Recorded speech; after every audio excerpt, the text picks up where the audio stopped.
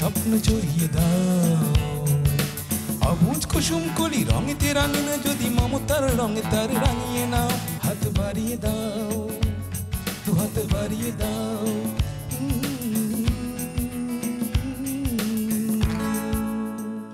সুপ্রিয় দর্শক, আমন্ত্রণ জানাচ্ছি অটিজম এবং অন্যান্য প্রতিবন্ধিতা নিয়ে RTVর নিয়মিত আয়োজন বার্জার পেরেন্টস হাত বাড়িয়ে দিলাম অনুষ্ঠানে। আর আপনাদের সাথে আছি আমি সৈয়দা মুনিরা ইসলাম। দর্শক, সন্তানের সুষ্ঠুভাবে বেড়ে ওঠায় মা বাবার রয়েছে গুরুত্বপূর্ণ ভূমিকা। আর সন্তান যদি স্পেশাল নিড বা বিশেষ চাহিদা সম্পন্ন হয়ে থাকে তবে সেক্ষেত্রে মা বাবার গুরুত্ব বেড়ে যায় আরও অনেক বেশি। সাধারণত আমরা দেখতে পাই বিশেষ চাহিদা সম্পন্ন সন্তানের লালন পালনের ক্ষেত্রে সিংহভাগ দায় দায়িত্ব কর্তব্য পালন করে থাকেন মায়েরা। তবে কখনো কখনো কোথাও কোথাও এর ব্যতিক্রমও ঘটতে দেখা যায়। বিশেষ চাহিদা সম্পন্ন সন্তানের লালন পালনের পুরো দায়িত্বই পালন করেন বাবা। আজ এমন একটি ব্যতিক্রমধর্মী ঘটনা তুলে ধরতে আমি চলে এসেছি রাজধানীর হাজারীবাগে, যেখানে বিশেষ চাহিদা সম্পন্ন সন্তানের চাহিদাকে সাপোর্ট দিতে যেয়ে বাবা বেছে নিয়েছেন মায়ের দায়িত্বটা, আর মা পালন করছেন বাবার দায়িত্ব। চলুন দর্শক, আপনাদের সাথে পরিচয় করিয়ে দিই এই ব্যতিক্রমধর্মী পরিবারটিকে।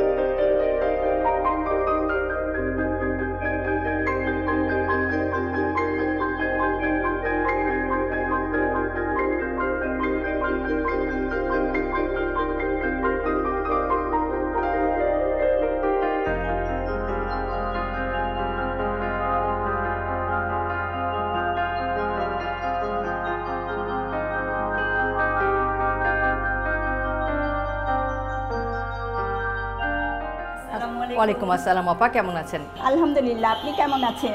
আলহামদুলিল্লাহ, আমি অনেক ভালো আছি। আর কি অবস্থা, বাসা সবাই ভালো? আলহামদুলিল্লাহ আছে, মোটামুটি ভালো। আবির কোথায়? এই তো এইখানে, আসেন।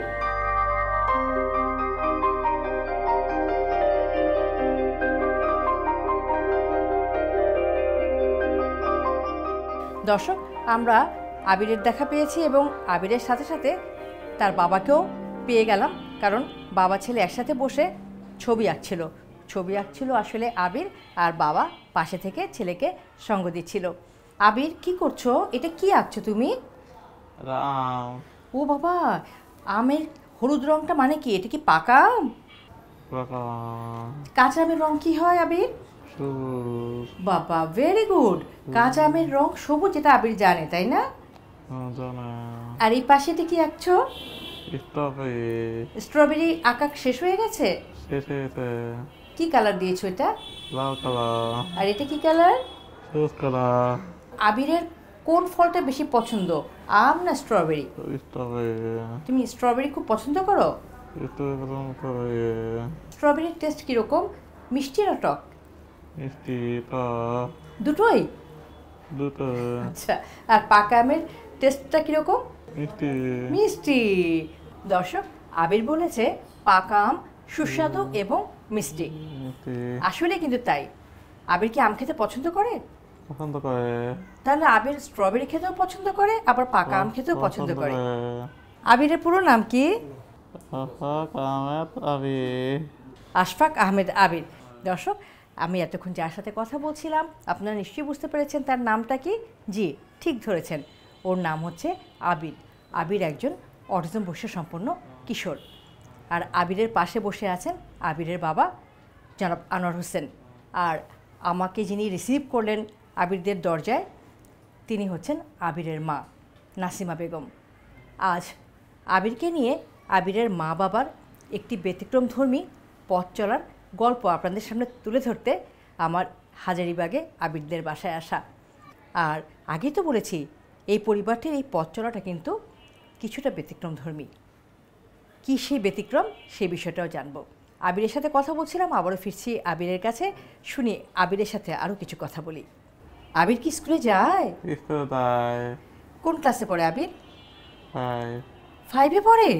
আচ্ছা, আবির যে স্কুলে যায় সেই স্কুলটার নাম কি?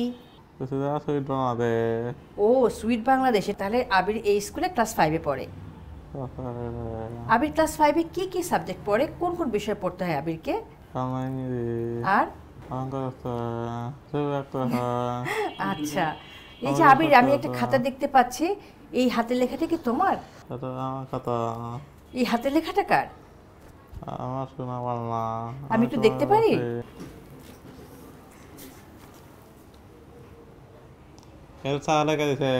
এই খাতাটায় লেখা আছে আমার সোনার বাংলা। এটা একটা হ্যান্ড রাইটিং বুক, এবং দর্শক আপনারা নিশ্চয়ই দেখতে পাচ্ছেন আবিরের হাতের লেখা আসলেই অনেক সুন্দর, তাই না? তুমি ছায়াছন্দ লিখেছো? ও হ্যাঁ, নাটক। অপর পৃষ্ঠায় লেখা ছায়াছন্দ, নাটক, কবিতা, আবৃত্তি, ছড়া।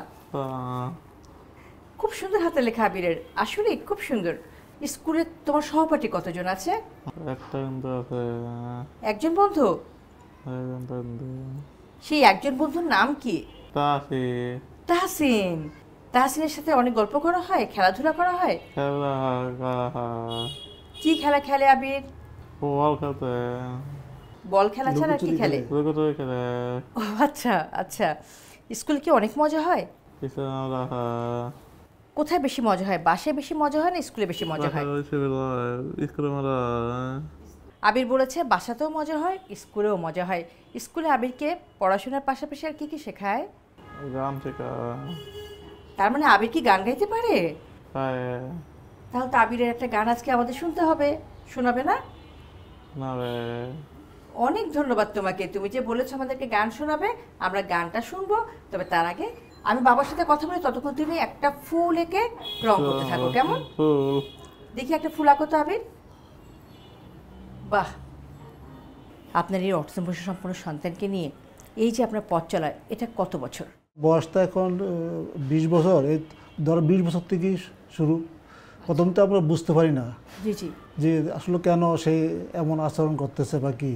মানে এটা অনেকে বলতেছে এটা ছোটোবেলায় একটু হয়, পরে ঠিক হয়ে যায়। মানে কেমন ধরনের আচরণ করতে? আচরণ তো 3-4 মাস বয়স পর্যন্ত সে সব কিছু স্বাভাবিক ছিল।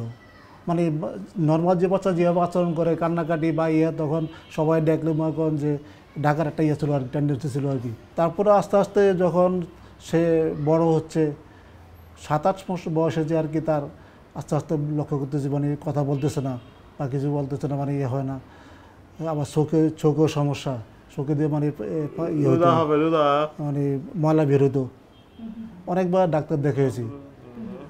তারপর এভাবে আস্তে আস্তে তার একবার পরে 7-8 মাস বয়সে একবার অসুস্থ হলো অনেক বেশি, ডায়রিয়া হলো, নিউমোনিয়া হলো। এরপর থেকে তার আস্তে আস্তে আরও বেশি মনে হয় যে আমার মনে হয় ওইখান থেকেই কোনো সমস্যা হয়েছে কিনা। আমরা একদম গ্রাম ডাক্তার দেখাইছিল, উনি মানে একটা ভুল ওষুধ দিয়েছে কিনা। আমাদের এটা আর কি আমাদের মনের চিন্তা আর কি, মানে এরকম অনেক কিছুই মনের মধ্যে হ্যাঁ আসে, মনে তাই হয়। না? তখন তো অটিজম কি বা প্রতিবন্ধী কি এটা তো আমাদের সাথে কোনো ধারণাই ছিল না। সে তো 3 বছর পরে যে কথা বলতে শুরু করছে পুরোপুরি। আপনি কিন্তু সে ওই জিনিসপত্র হাত দিয়ে দেখাইতো, আঙুল দিয়ে দেখাইতো নিয়া, কোনো কিছু যদি চামচ বা কিছু হইলে সে হাত আঙুল দিয়ে দেখাইতো নিয়া। এরপরে তো চলাফেরা বা ছিল খুব স্বাভাবিক ছিল। আপনি এই যে বলছেন যে আবিরের মধ্যে বেশ কিছু সমস্যা দেখা দিচ্ছিল, যেটা আপনাদের কাছে স্বাভাবিক মনে হয়নি, তখন আবিরের বয়স কত? এটা তার তো 1-1.5 বছর থেকে আমরা বুঝতে পারছি আর কি। আচ্ছা, মানে অন্যান্য বাচ্চারা যেভাবে তার কাজগুলি করে, অ্যাক্টিভিটিস করে, সেইভাবে কাজ করে না। মানে বিশেষ করে তার কথাগুলি, স্পেসটা। কোনো শব্দ তৈরি করতো না? কোনো শব্দ তৈরি করতো, 2-1টা শব্দ হয়তো বলতো, আব্বুরে বলতো, কিন্তু আপনি কোনো শব্দ বলতো না। পরে আমরা তো মনে করতে হবে ওর আম্মু তখন ময়মনসিংহে চাকরি করতো, এটা অবশ্য উপজেলাতে আর কি, তখন বালুঘাট আর কি। তখন এখানে এক শিশু বিশেষজ্ঞ আসলো, ওনাকে দেখানো হলো আর কি। তো উনি বললো যে কথা বলবে অনেক দেখা, উনি এক্সাম্পল দিল যে আমার এই ভাই 6 বছর পরে কথা বলছে। হ্যাঁ, তা আমরা ওইভাবে ওরকম যে হয়তো মানে বুঝি না, তখনও বুঝতে পারি না যে অটিজম কী বা কী, প্রতিবন্ধী কী, এটা যে হবে মানে এখন যে অবস্থা হচ্ছে এখন তো বুঝি না আগে। আপনার সন্তান আবিরের অটিজম, এটা আবিরের কত বছর বয়সে আপনারা নিশ্চিত হলেন এবং কিভাবে জানতে পারলেন? নিশ্চিত হতে তো আমাদের সময় লাগছে, কিন্তু আমরা তার যেভাবে স্বাভাবিক চলাফেরা 1-1.5 বছর থেকে বুঝতে পারছি আর কি। আচ্ছা, সে 1-1.5 বছর মানে যেভাবে নর্মাল বাচ্চা যেভাবে অ্যাক্টিভিটিস করে কাজ করে সেইভাবে কাজ করে না। যেমন সে যেমন আমাদের কোনো জিনিস চামচ বা কিছু সে আনবে যে হাত দিয়ে দেখায় নিয়ে আসে, যে এদিকে হাত দিয়ে আমাকে নিয়ে যায় যে এই যে এটা নিয়ে আসো, মানে মুখে বলতে পারে না। ও আমাকে এবং ওর অথবা ওর মাকে হাত ধরে নিয়ে যেত, যে দেখাতো যে এটা লাগবে, এটা লাগবে। এমনি সে বুঝতো। যেমন আমি ওরা থাকতে যখন আপনার মানে আমি তো ঢাকা বেশিরভাগ সময় থাকতাম, তো আমি আসার সময় লুকিয়ে আসতো তো, মানে আমাকে মানে ছাড়বে না কোনোভাবে, বা যাই তাকে আগে কোলে নিতে হবে, নাহলে কিন্তু সে একটা মানে চিৎকার দিয়ে উঠবে যে কোলে নিলাম না, তার আদর করলাম না কেন। এই 3 বছর 3.5 বছর আরও তো সাথে কথা তখনও মানে পুরোপুরি হয় না। তো ওইখানে আরও ডাক্তার দেখাইলাম, ওরা তখনও বুঝতে পারে না আসলে তার সমস্যা কোনটা, কি অটিজম না অন্য কিছু। শনাক্তকরণটা কোথায় হয়েছে? শনাক্ত হয়েছিল পিজিতে হয়েছে, ওই যে ইপনাটাই আছে ওইখানে, ইপনাতে দেখেছিলাম। তারপর আরেকজন ডাক্তারের রেফার করলো যে সেলিনা ডেজি, মানে নিউরোলজিস্ট, ওনাকে দেখাইলাম। উনি আবার স্পিচ থেরাপি জন্য আরেকজনের কাছে পাঠাইলো, মিজানুর রহমানের কাছে। মানে আপনারা অনেকগুলো চিকিৎসকের শরণাপন্ন হয়েছেন এবং পরিশেষে ইপনাতে যে একদম নিশ্চিত হয়েছেন যে আবিরের অটিজম আছে। যখন বললেন ওনারা যে ডায়াগনোসিস হয়েছে অটিজম, তখন আসলে কি মনে হয়েছিল আপনাদের কাছে? আবার তখন ভেবেছিলাম হয়তো এটা চিকিৎসার অন্তে সেরে যাবে, সে পুরোপুরি স্বাভাবিক হয়ে যাবে। জি, এটা আমার ধারণা ছিল আর কি। জি। কখন জানলেন যে আসলে এটা সারার জিনিস না, এই অবস্থার মধ্যে দিয়ে আবিরকে আজীবন যেতে হবে? আমি অনেকগুলো ট্রেনিং করেছি এই অটিজমের উপরে। ট্রেনিংয়ের মাধ্যমে আর ওরা জানতে পারছে আর কি, ওরা বিভিন্ন দেশের সেমিনারের লোকজন আসা দিয়েছে, আমাদেরকে ট্রেনিং করাইছে। ওরা বললো যে এটা মানে একবারে চলে যাবে না, কিছু থাকবে, সবারই আচরণ একরকম না। যে মুহূর্তে জানলেন যে আবির অটিজম বৈশিষ্ট্য সম্পন্ন, অটিজম একটা এমন বিষয় যেটা কিনা আজীবন আপনার সন্তানকে এই বিষয়টার মধ্যে দিয়ে যেতে হবে, এই সীমাবদ্ধতা নিয়েই তাকে জীবন কাটাতে হবে, সেই মুহূর্তে আসলে বাবা হিসেবে আপনার কি মনে হয়েছিল? সেটা ছিল আমার জন্য একটা দুঃস্বপ্ন।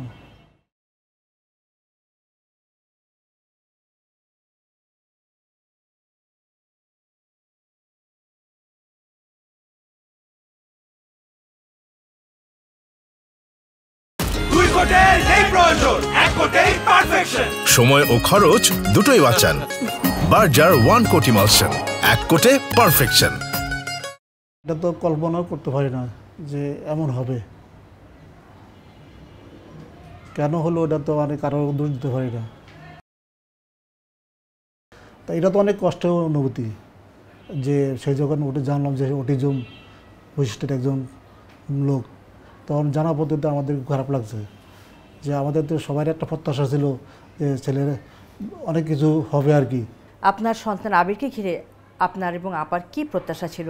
ডাক্তার, ইঞ্জিনিয়ার বা বড় কিছু বিসিএস ক্যাডার বা এই ধরনের আর কি চিন্তা আমরা স্বপ্ন ছিল আর কি। যখন জানলেন আপনার প্রিয় সন্তান অটিজম বৈশিষ্ট্য সম্পন্ন, সারা জীবন তাকে এই সীমাবদ্ধতা নিয়ে বড় হতে হবে এবং আজীবন তাকে এই পরিস্থিতির মধ্যে দিয়ে যেতে হবে, সেই মুহূর্তে সন্তানের সীমাবদ্ধতাকে কীভাবে গ্রহণ করলেন, কীভাবে নিজেকে প্রস্তুত করলেন সন্তানকে সাপোর্ট দেওয়ার জন্য? আসলে মানসিকভাবে তো তখন বিধ্বস্ত ছিলাম অনেক। পরে চিন্তা করলাম যে সে তো আমার সন্তান, আমাদের কি দেখতে হবে। পরে আর কি আস্তে আস্তে মানসিকভাবে একটু নিজেকে ইয়ে করলাম আর কি, যে যেই হোক এটা তো আমার হাতে না, এটা তো আল্লাহর দান, হয়তো তার উচিলে হয়তো আমরা আরও ভালো কিছু পেতে পারি। এইভাবে আস্তে আস্তে মেনে নিচ্ছি আর কি। অটিজম সম্বন্ধে জানার জন্য ওর কীভাবে হ্যান্ডেলিং করতে হবে, ওর সাথে কীভাবে আচরণ করতে হবে, এটা জানার জন্য আমি অনেকগুলি ট্রেনিং করেছি। এবং আমি পরিবারের সবাইকে ওদেরকে আমি বলছি, আসে বলতাম এই কাজগুলি আর করতে হবে, এইভাবে তাকে ইয়ে করতে হবে, টেক কেয়ার করতে হবে, তাকে কোন কাজ করলে তার জন্য সুবিধা হবে বা উত্তেজিত হবে না, বা তাকে কি করলে ভালো হবে, এই কাজগুলো আমরা করতাম আর কি। ঠিক এই মুহূর্তে আপনার প্রিয় সন্তান আবির কি অবস্থায় আছে? এখন আল্লাহর রহমতে আগের চেয়ে 1000 গুণে ভালো আছে। এই যে বলেছেন যে এখন আল্লাহর রহমতে আপনার প্রিয় সন্তানটি 1000 গুণে ভালো আছে, শুনবো তবে একটি ছোট্ট বিরতি থেকে ফিরে। দর্শক, অটিজম এবং অন্যান্য প্রতিবন্ধিতা নিয়ে আরটিভি নিয়মিত আয়োজন বার্জার পেরেন্টস হাত বাড়িয়ে দিলাম অনুষ্ঠানের এই পর্যায়ে নিয়ে নিচ্ছি ছোট্ট একটি বিরতি। ফিরছি কিছুক্ষণের মধ্যেই, আমাদের সঙ্গেই থাকুন।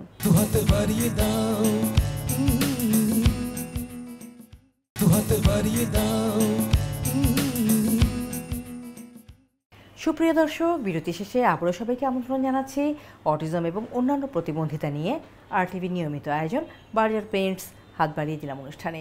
দর্শক, আজ আমি আছি হাজারীবাগে, শুনছি অটিজম সম্পন্ন সন্তান আবিরকে নিয়ে তার বাবা মার ব্যতিক্রমধর্মী পথ চলার অভিজ্ঞতার কথা। ফিরছি আলোচনায়।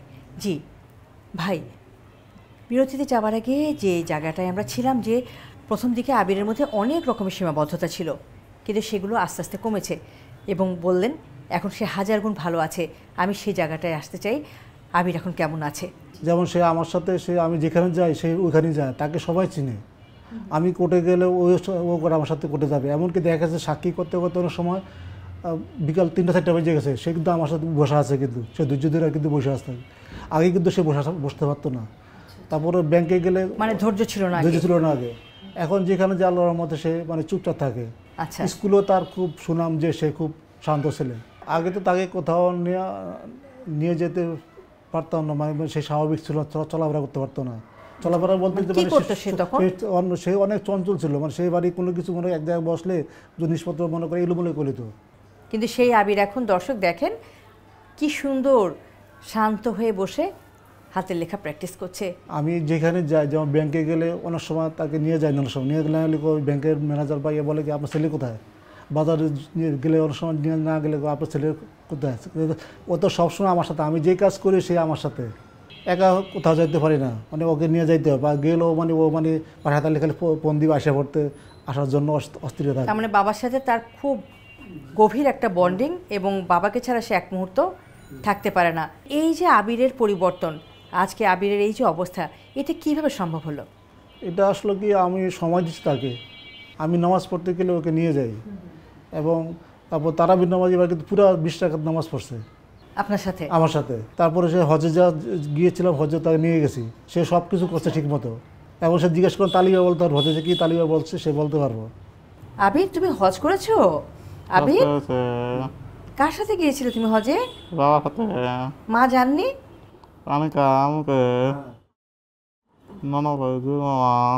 আবির বলছে নানুকে, নানা ভাই, জুয়েল মামা, আনিকা, আম্মুকে সবাই গিয়েছে হজে। যে কি তালিবা পড়ছিল বলো তো?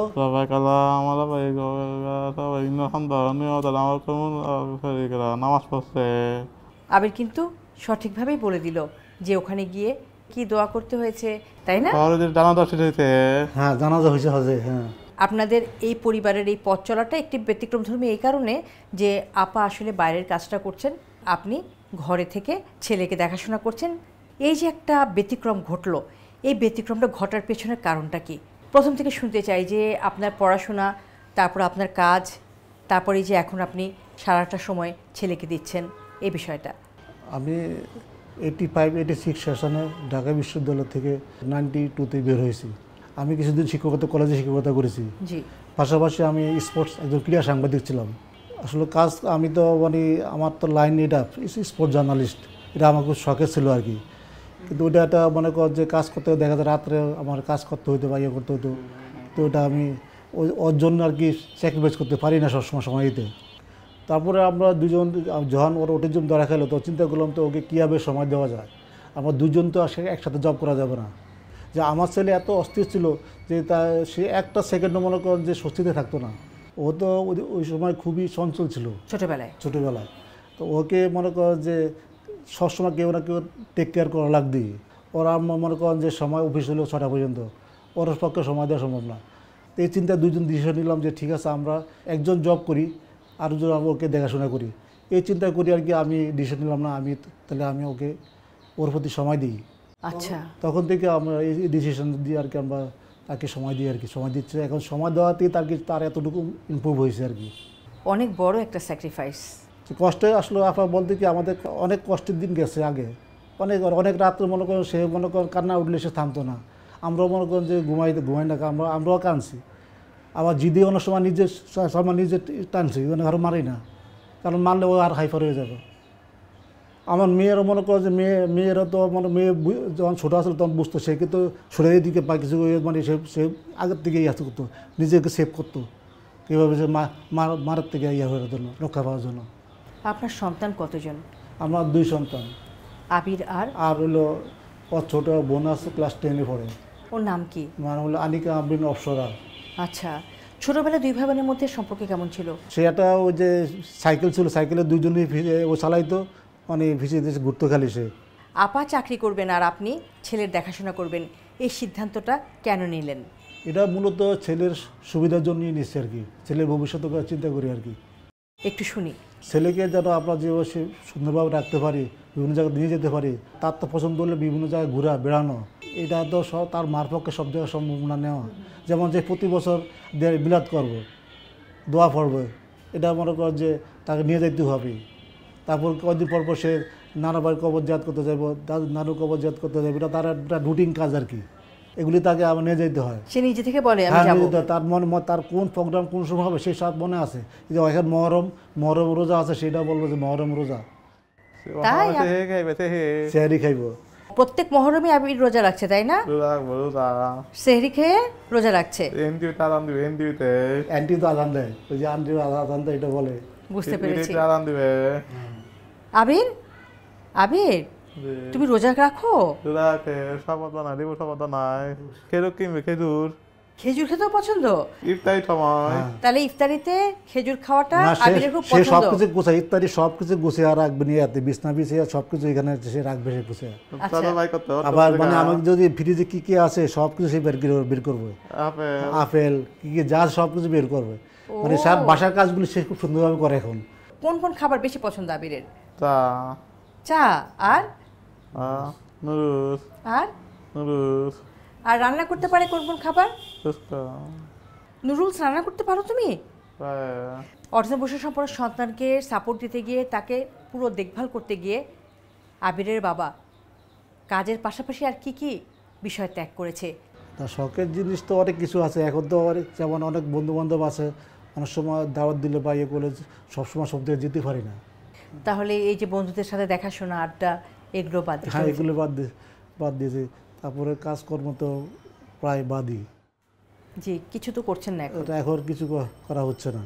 এই যে একটা বিষয় যে আপনি কিছু করছেন না, বা কোনো আড্ডায় যেতে পারছেন না, বন্ধুদের সাথে মিশতে পারছেন না, বেড়াতে যেতে পারছেন না, মানে যেখানে যেতে হয় ছেলেকে যেহেতু নিয়ে যেতে হয়, তো এই বিষয়টা কতখানি কষ্ট দেয়? কষ্ট তো এটা তো আর ভাষা প্রকাশ করা যায় না, এটা কষ্ট তো আছে, কিন্তু আর কষ্ট তারপরে এখন আমার চিন্তা হলো যে এখন তো যে আছে চলছে, কিন্তু আমি চলে গেলে তখন তার কী অবস্থা হবে। যেমন আমি যে 1 মাস ধরে আমার অসুস্থ, সে তার স্কুল যাওয়া বন্ধ।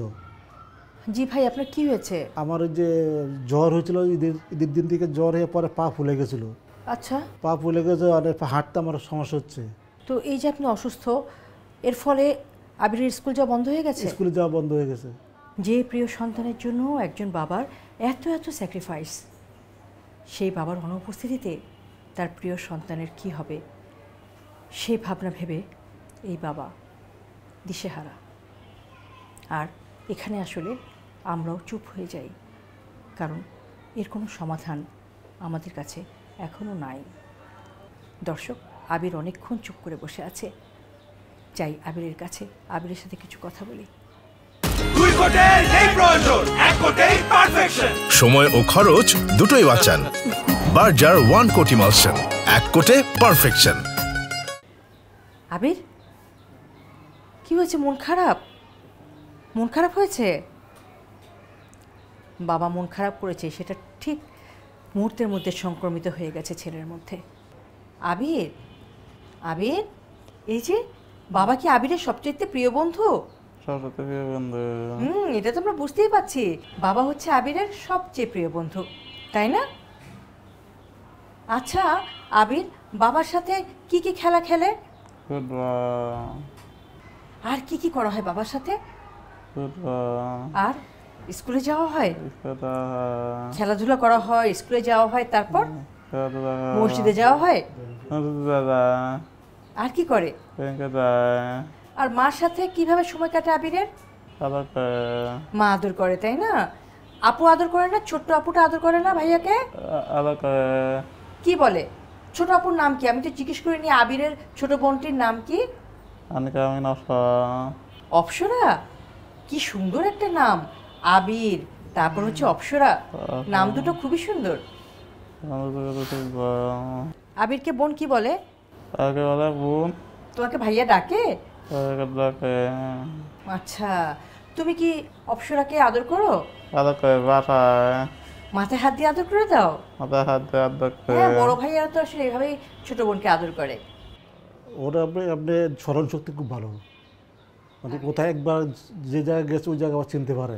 আবির, তুমি তো গান গাও, আমি তো জানি যে তুমি গান শেখো স্কুলে।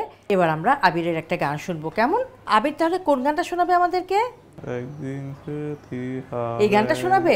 ঠিক আছে, আমরা গানটা শুনবো একটি ছোট্ট বিরতি নিয়ে ফিরে, কেমন? দর্শক, অটিজম এবং অন্যান্য প্রতিবন্ধিতা নিয়ে RTV নিয়মিত আয়োজন বার্জার পেন্টস হাত বাড়িয়ে দিলাম অনুষ্ঠানের এই পর্যায়ে নিয়ে নিচ্ছি আরও একটি ছোট্ট বিরতি। ফিরছি কিছুক্ষণের মধ্যেই, আমাদের সঙ্গে থাকুন। দু হাত বাড়িয়ে দাও, দু হাত বাড়িয়ে দাও। সুপ্রিয় দর্শক, বিরতি শেষে আবারও সবাইকে আমন্ত্রণ জানাচ্ছি অটিজম এবং অন্যান্য প্রতিবন্ধিতা নিয়ে RTV নিয়মিত আয়োজন বার্জার পেন্টস হাত বাড়িয়ে দিলাম অনুষ্ঠানে। দর্শক, আমরা এখন চলে যাচ্ছি আবিরের কাছে, শুনবো আবিরের গলায় একটি গান। একদিন ছুটি হবে, আকাশে দূরে যাব, আকাশে আকাশে খুশিতে হারাবো। অনেক ধন্যবাদ তোমাকে, অনেক ধন্যবাদ। পড়াশোনা শেষ করে আবির কি করতে চায়? তাই কত যায়? আমরা একটু আবিরের বাবার সাহায্য নিব এবারে। আবিরের কি ইচ্ছা? ইচ্ছা হইলো আমার ওই যে কম্পিউটার বা মোবাইলের যে ফাংশনগুলি সেসব বা আমি না পারলেও সে বার করে দেয়। আমি বলি এটা বার করে দেবো, এটা বের করে দেয়, সে পারে খুব ভালো। তো এটার উপর কি প্রশিক্ষণ দেওয়ার কোনো চিন্তা ভাবনা প্রশিক্ষণ আপনার আমি আছে? একবার তাকে এক জায়গায় ভর্তি করেছিলাম, ওই মিরপুর ইউসেফে, কিন্তু ওইখানে বলছি কি অনেক বাচ্চার সাথে এই যে মাত্র একজন সে, ও, এই জন্য সে কুলিয়ে উঠতে পারে না। আবিরের মতো বিশেষ চাহিদা সম্পন্ন সন্তানদেরকে নিয়ে পথ চলতে গিয়ে আসলে কি কি সুযোগ সুবিধা থাকলে পথ চলাটা সহজ হয়?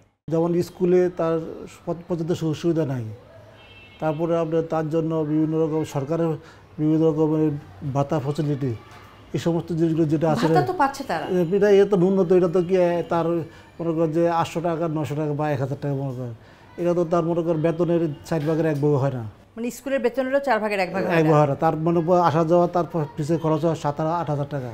আমার ইচ্ছা হলো কি স্কুলগুলির যেমন টিচাররা যদি অন্তর্ভুক্ত হয়ে যায় তাহলে ওই স্কুলটি এদেরকে বেতনগুলো ফ্রি পড়ানো উচিত, এদেরকে এদের বিনা বেতনে পড়ানো দরকার। তো এই যে সরকার যদি এই সমস্ত স্কুলগুলির একটু মানে অবৈতনিক করে দেয় তাহলে মনে করে আমাদের জন্য সুবিধা হয়। এই সন্তানটিকে নিয়ে পথ চলতে যেয়ে আসলে কি কি ধরনের সমস্যার সম্মুখীন হচ্ছেন আপনি? ট্রান্সপোর্টের একটা সমস্যা, ট্রান্সপোর্টে অনেক সময় মনে করেন যে অনেক জায়গায় বাসে যেমন অনেক সময় নিতে চায় না, অনেক জায়গায় যাইতে হলে তোমার স্কুলে গাড়ি হলে তোমার স্কুল দিয়ে আসা যাওয়া সুবিধা হতো আর কি।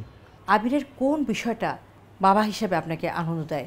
যেমন ঘরের কিছু কাজ আছে সে গুছিয়ে রাখে, এগুলি ময়লা দেওয়া, দুধ নেওয়া, এগুলি অন্য কেউ করতে হবে, সেই করবে এটা। সে খুব পছন্দ করে করে। হ্যাঁ, আসরের সময় সে একবারে মসজিদে যাবে, তারপরে বিকালে মানে হাঁটবে, গুলে একটা নির্দিষ্ট দোকান আছে, কিছু দোকান আছে, দোকানে যে সে এই খাবারগুলি খাবে। এগুলো তারপর পছন্দ তার স্মরণ শক্তি অনেক ভালো, যেমন এক জায়গায় গেলে সে বলতে পারে যে এই জায়গায় আমি আসছি, বা সবাই নাম সে সেইভাবে বলতে পারে। তার সীমাবদ্ধতা আছে, কিন্তু এই জিনিসগুলি আর কি মনে করেন যে আমার কাছে খুব ভালো লাগে আর কি। আবিরের ভবিষ্যৎ নিয়ে কি ভাবছেন আপনি? ভবিষ্যতে আমার ইচ্ছে রয়েছে তাকে যদি কোনো একটা মানে টেকনিক্যাল কোনো কাজ শিখে বা একটা দোকান টোকান দেওয়া যায়, সে যদি ওইখানে বসতে পারে, সে পারবেডি। যেমন সে কোনো কিছু রাখা, যদি বলি যে তুমি এটা নিয়ে রাখো নিয়ে, সেইভাবে রাখে নিয়ে, মানে যেটা যেখানে আছে ওইখানে সে রাখতে পারে, মানে পার্টিকুলার কাজটা সে করতে পারে, কমান্ড শুনে সে। আপনার তো দুটো সন্তান, একটা ছেলে একটা মেয়ে, যে 2 সন্তানের মধ্যে আসলে সময় দেওয়ার ব্যাপারে বলি বা আদর করা বলি বা মায়া মমতা সব কিছুর ক্ষেত্রে যদি বলি, তো সেক্ষেত্রে এগিয়ে আছে কে, আবির না অপ্সরা? না, সন্তান তো সবাই সমান, কিন্তু যেহেতু সে একটু মানে একটু ব্যতিক্রম, তো তার প্রতি তো টিয়া থাকে বেশি। মেয়ে তো অনেক সময় মানে জেলাস করে যে আমার বেশি ইয়ে করে না। মেয়ে রিয়াক্ট করে না? হ্যাঁ, রিয়েক্ট করে, অবশ্যই করে। কি করে? জেলাস করে? যে জেলাস করে যে মানে খালি ওকে নিয়ে খালি দৌড়া, ওইখানে ওরে তো আমি কোথাও নিয়ে যাই না, কোচিং নিয়ে যাই না, নাকি ওকে নিয়ে যাই। তারপর মেয়েকে বোঝান না যে? হ্যাঁ, মেয়ে বুঝছে। এখন ফ্যামিলিতে আমরা বলছি কি আমার সাফারটা আমরা এই 4-3 জনই, মানে আমার ওয়াইফ, আমার মেয়ে, ছেলে, আমরা। কারণ অন্য আসলে আমার নিজের ব্যথা অন্য কেউ বুঝবে না, কিন্তু আমাদের কষ্ট আমরাই ভিতরে আমরা বুঝছি আমাদের কী কষ্ট আমাদের। অনেক অনেক শুভেচ্ছা এবং শুভকামনা থাকলো আমাদের আবিরের জন্য। আর আপনি একজন অসাধারণ বাবা, যে বাবা অনেক অনেক স্যাক্রিফাইস করেছেন হাজব্যান্ড হিসাবে এবং বাবা হিসাবে। আমাদের সমাজে আসলে আমরা যেটা দেখে থাকি, বিশেষ চাহিদা সম্পন্ন সন্তান যখন পরিবারে চলে আসে তখন এক ধরনের দ্বন্দ্বের সৃষ্টি হয় মা বাবার মাঝে। সেক্ষেত্রে আবিরের বাবা হিসেবে আপনি আমাদের সমাজে যে দৃষ্টান্তটা স্থাপন করেছেন সেটার জন্য আমি আপনাকে স্যালুট জানাই। ধন্যবাদ আপনাদেরকে, যেন এইভাবে চলে যেতে পারি। আমি যেন সুস্থ থাকতে পারি, আমি সুস্থ থাকা অবস্থায় কিছু একটা করে দিতে পারি, এটাই আপনার দোয়া করবেন সবাই। আপনি তো একজন অসাধারণ বাবা। এই অবস্থান থেকে সমাজের উদ্দেশ্যে, বিশেষ চাহিদা সম্পন্ন শিশুদের যে বাবারা আছেন তাদের উদ্দেশ্যে কি মেসেজ দিতে চান? সবাই বা সবাইকে মেসেজ হলে কি, যেমন আমার ওর স্কুলে এক মহিলা কয় ওর বাচ্চা ওর বাবা তো একদিনও আসে না স্কুলে বা ইয়ে করে না, আপনি তো অনেক স্যাক্রিফাইস করেন আমাকে বলতেছে। আমি কি এটা সবারই উচিত, এখন হচ্ছে কি সন্তান ছেলে মেয়ে যেই হোক, যাতে এই ধরনের সমস্যা হলে বাপ মা সবাইকে সময় দিতে হবে, সবাই এগিয়ে আসতে হবে, সমানভাবে সবাই সাহায্য করতে হবে, এগিয়ে আসতে হবে।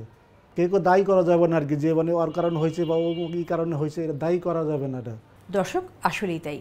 আবিরের বাবা জনাব আনোয়ার হোসেন যে কথাগুলো এখন বললেন, সত্যিই তো সন্তান তো মা বাবা দুজনেরই, সুতরাং সন্তানের এই সীমাবদ্ধতার জন্য কাউকে দায়ী করা যাবে না। আর সবচেয়ে বড় কথা, মা বাবার মাঝে বোঝাপড়াটা খুব ভালো থাকতে হবে, তবে কিন্তু সেটা পরিবারের জন্য মঙ্গল, আর বিশেষ চাহিদা সম্পন্ন সন্তানের জন্য তো আরও বেশি ভালো। দর্শক, আমরা এতক্ষণ কথা বলছিলাম আবির এবং আবিরের বাবার সাথে। এবারে কথা বলবো আবিরের মায়ের সাথে। শুনবো আবিরকে নিয়ে এই মায়ের এই বিশেষ পথ চলার অভিজ্ঞতার কথা। তবে দর্শক, 20 বছরের এত বড় একটা জার্নি, এটা তো একটি এপিসোডের এই সীমারেখায় তুলে ধরা সম্ভব নয়। আগামী পর্বে আবিরকে নিয়ে, আবিরের মার এই বিশেষ পথ চলার অভিজ্ঞতার কথা নিয়ে আপনাদের সামনে হাজির হয়ে যাব ঠিক এই সময়। সেই পর্যন্ত সবাই ভালো থাকুন, সুস্থ থাকুন, RTVর সঙ্গেই থাকুন। স্বপ্ন জড়িয়ে দাও অবুঝ কুসুম কলি রঙেতে রাঙিয়ে, যদি মমতার রঙে তার রাঙিয়ে নাও, হাত বাড়িয়ে দাও, দু হাত বাড়িয়ে দাও।